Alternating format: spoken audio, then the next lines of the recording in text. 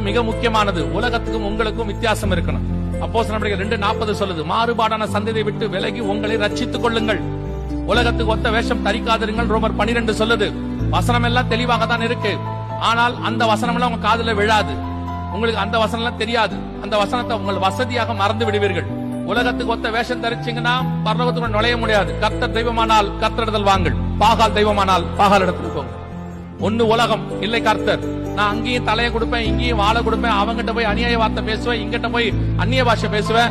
அவங்கிட்ட போயிட்டு வட்டிக்கு கொடுத்து வாங்குவேன், இங்க போய் நான் அந்த தசமபாகம் காணிக்க கொடுத்துருவேன். இது ரெண்டும் டாலி ஆயிடுனா அதெல்லாம் கிடையாது. அப்படிலாம் கிடையாது. பைபிள் அப்படிலாம் ஒண்ணுமே இல்ல. ஒண்ணு இது இல்ல அது, ரெண்டுல ஏதாவது ஒண்ணு. வேதம் அப்படித்தான் தெளிவா சொல்லுது. உங்களுடைய தனிப்பட்ட வாழ்க்கை, ஆவிக்குரிய வாழ்க்கை கர்த்தருக்கு முன்பாக எப்படி இருக்குதுங்கிறதா முக்கியம். நீங்க யார வேணாலும் ஏமாத்தலாம். இப்பவும் சொல்றேன், உங்களை நடத்துகிற ஊழியர், சபை ஊழியரை ஏமாத்தலாம். நீங்கள் கூட இருக்கிற உங்கள் மனைவி, கணவன், பிள்ளைகளை கூட ஏமாத்தி விடலாம். ஆனால் நிச்சயமாகவே கர்த்தரை ஏமாத்த முடியாது. உங்களை நியாயந்திருக்கிறவர் ஒருவர் இருக்கிறார்.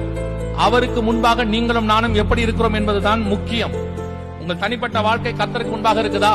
இது எத்தனையோ முறை சொல்லி இருக்கிறோம். உலகத்துல இருக்கிற சினிமாக்கார மாதிரி, உலகத்துல இருக்கிற அரசியல்வாதி மாதிரி, அவன் ஆடுற ஆட்டம், அவன் குதிக்கிற குதி, அவன் பண்ற அரசியல், அவன் பண்ணக்கூடியதான பதவி போட்டி, இது எதுவும் சபைக்குள்ள இருக்கக்கூடாது. இங்க இது வேற. இது பரலோக ராஜ்யம். மனம் திரும்புங்கள், பரலோக ராஜ்யம் சமயமா இருக்கிறது. உலகத்தின் ராஜ்யத்துக்குரிய எதுவும் இங்க வரக்கூடாது.